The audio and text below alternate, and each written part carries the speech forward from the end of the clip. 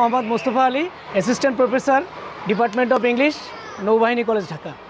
সুরটা আগে নেই, সুরটা নিয়ে আমি বাঁশিতে এটা ট্রান্সফার করি। এই বাঁশির যে একটা টিউন, এই টিউনটা আসার পরে তো তাদেরকে আমি শেখাবো। যেমন এই বাঁশিটা যখন এই মুখে দিবে, এই 3টা আঙ্গুল দিয়ে এটা ধরবে, এই 3টা আঙ্গুল দিয়ে এটা ধরবে, ধরার পর এই মুখ দিয়ে একটু বাঁশিটা ধরবে। এই জায়গায় টিউনটা যাদের আসবে তাদের যেমন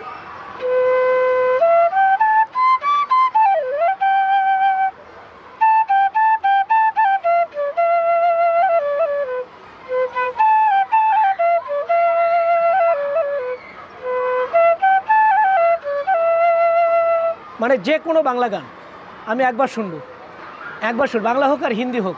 যেমন হিন্দি গান এই যে কুছ কুছ হোতা হ্যায় শাহরুখ খানের, একবার শুনলেই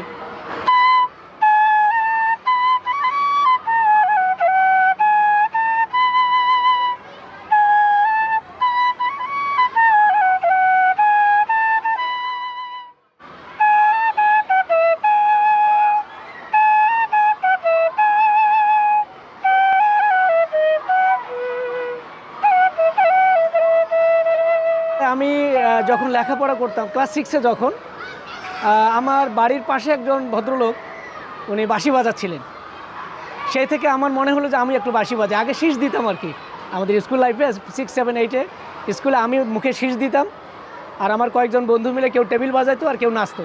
টিফিনের সময় আমি মজা করতাম, খুবই মজা করতাম। তো ওই শীষ দেওয়ার থেকে শুরু হলো মনে হয় যে আমি বাঁশি বাজাতে পারবো। ওই ভাইয়ের কাছে 6 টাকা দিয়ে একটা বাঁশি কিনলাম, যে বাঁশিটা উনি বাজাচ্ছিলেন। ওই বাঁশিটা নিয়েই আমি বাঁশি বাজানো শুরু করলাম। শুরুতেই ছিল এই সোনার ময়নার পাখিরে আমার।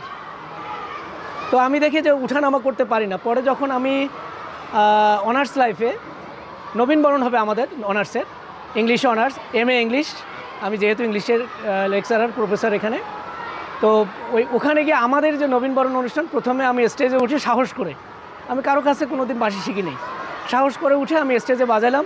আর আমার সোনার ময়নার পাখিরে আমার, এই যে শুরু হলো আমার লাইফ। এরপরে থেকে আমার যে কোনো প্রোগ্রামে স্টেজে উঠে নিজের থেকে আমি বাঁশি বাজাই, কারো কাছে শিখিনি। শিক্ষকতা করার সুবাদে দেখা যায় আমাদের কলেজে যতগুলো প্রোগ্রাম হয় সেই প্রোগ্রামগুলোতে আমি বাঁশি বাজাই। আর এটা একেবারে একটা এক্সেপশনাল যেহেতু বাদ্যযন্ত্র, এই বাদ্যযন্ত্রটা দেখা যায় আমাদের শিক্ষিত মানুষের মধ্যে খুবই কম। দেখা যায় হয় রিক্সাওয়ালা বাজান, না হয় রাখাল বাজান, অথবা অশিক্ষিত কোনো মানুষ বাজান।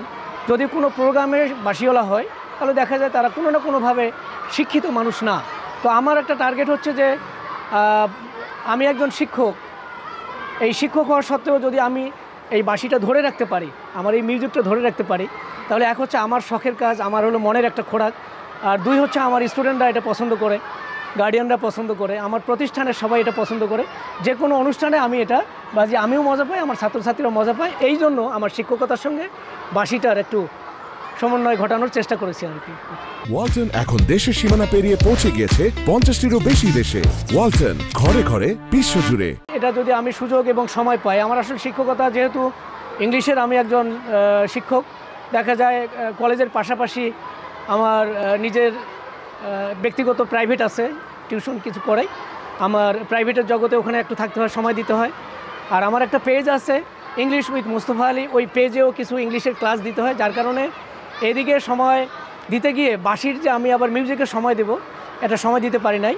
বেশ কিছু জায়গা থেকে আমার, যেমন বিভিন্ন ব্যান্ডের বা বিভিন্ন জায়গা থেকে অফার এসছে যে আপনি আমাদের ব্যান্ডে আসেন, বাঁশির যেটুকু অংশ আছে এই অংশটুকু আপনি বাজাবেন, আমাদের সঙ্গে কাজ করবেন। তো দেখা যায় যে অনেক সময় আমার পেশার সঙ্গে ওই পেশাটা যাবে কি না, নানান ধরনের একটা সংকোচ কাজ করে, যে আমার ফ্যামিলি কিভাবে ধরে নেবে বা অন্যরা কিভাবে নেবে। আমার প্রতিষ্ঠান কিন্তু এটাকে খুব মানে ইন্সপায়ার করে। আমার ফ্যামিলি অর্থাৎ আমার ওয়াইফ আগে এটা ইন্সপায়ার না করলেও এখন আমি দেখে যে আমি এটাতে মজা পাই, আমাকে আর এখন কিছু বলে না। আমাদের নৌবাহিনী কলেজের যে কালচারাল ক্লাব আছে, কালচারাল ক্লাবের পরিচালক আমি, এর মডারেটর। তো এই ক্লাবে দেখা যায় অনেক ছাত্রছাত্রী তারা বাঁশি শিখতে চায়, এবং এটার বাইরেও আমার বাঁশি শুনে অনেকে কিন্তু বাঁশি শিখতে চায়। তো তাদেরকে আমি পরামর্শ দিই একটা ভালো বাঁশি কিনে নিয়ে আসো, মানে তুমি দোকানে গিয়ে যে বাঁশিটা তোমার হাতের আঙ্গুলের সঙ্গে অ্যাডজাস্ট হবে সেই বাঁশিটা কিনে নিয়ে আসো। আমি একটা যদি বাঁশি দেই তোমার আঙ্গুলের সঙ্গে যদি অ্যাডজাস্ট না হয় তাহলে বাঁশি বাজাতে পারবে না। তখন কী হয় যে তারা সুন্দর একটা বাঁশি কিনে নিয়ে আসে। বাঁশি কিনে নিয়ে আসার পরে তারা যখন ওই বাঁশি বাজানোর চেষ্টা করে, দেখা যায় বাঁশির সুরে আসে না। আপনি গান শেখার জন্য যেমন সারেগামা ইউজ করবেন, এখানে যেমন সারেগামা পাধানিসা, আপনার টিউনটা আসার পরে সারগামটা আসবে সা রে গা মা পা ধা নি সা জেদ।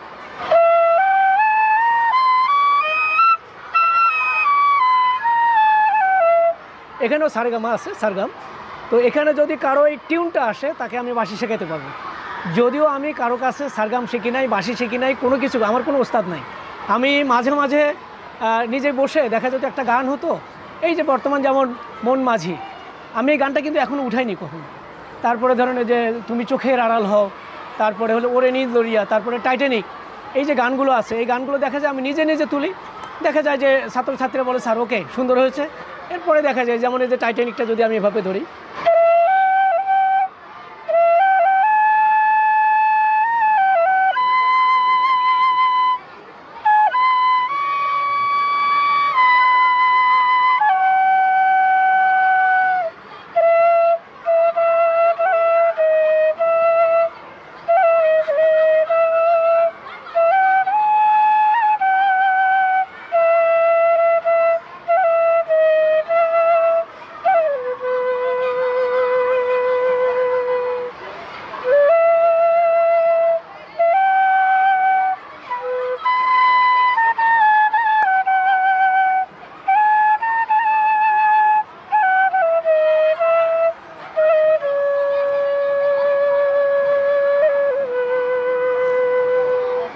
যেমন এটা টাইটানিকের একটা সুর, আমি কিন্তু কারো কাছে শিখিনি। আমি আশা করছি আমার 2026 সালের মধ্যে ভালো কিছু করার।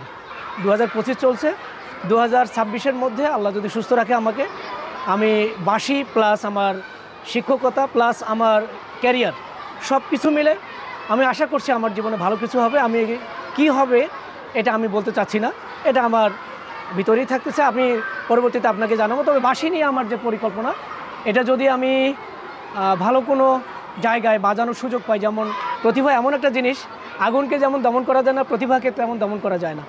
তো দেখা যায় ফ্যামিলিগত অনেক বাধা আসবে, পারিপার্শ্বিক অনেক বাধা আসবে। যেমন আমি যখন বাঁশি শিখতাম, মানে বাঁশি বাজাতে বসলেই দেখা যেত এলাকার মানুষ আমার পিছু ধাওয়া করতো, আমি কিন্তু দৌড় দিতাম, এটাও আমাকে সহ্য করতে হয়েছে। তারপরে স্কুল কলেজে যখন আমি নৌবাহিনী কলেজে আসার আগে পুলিশ স্মৃতি কলেজে, ওখানে দেখা যেত কেউ আমার মানে সবাই আমাকে হেল্প করতো, এখানেও সবাই আমাকে সাপোর্ট করে বাঁশি বাজার ক্ষেত্রে। যার কারণে কি হয় যে আমার যেটা প্রতিভা, এই প্রতিভাটাকে আমি নিয়ে এগিয়ে যাব। এটা যদি নিজের মধ্যে থাকে তাহলে এনিহাউ এই প্রতিভাটাকে বিকাশ করা সম্ভব। এবং যার পেশার পাশাপাশি এক্সট্রা অর্ডিনারি কোয়ালিটি আছে, এই পেশাটা সে যত বাধা আসুক, যদি তার ভিতরে একটা সদিচ্ছা থাকে যে না আমি এটাকে নিয়ে এগিয়ে যাব, আমার বিশ্বাস সে পারবে এবং এটা সম্ভব।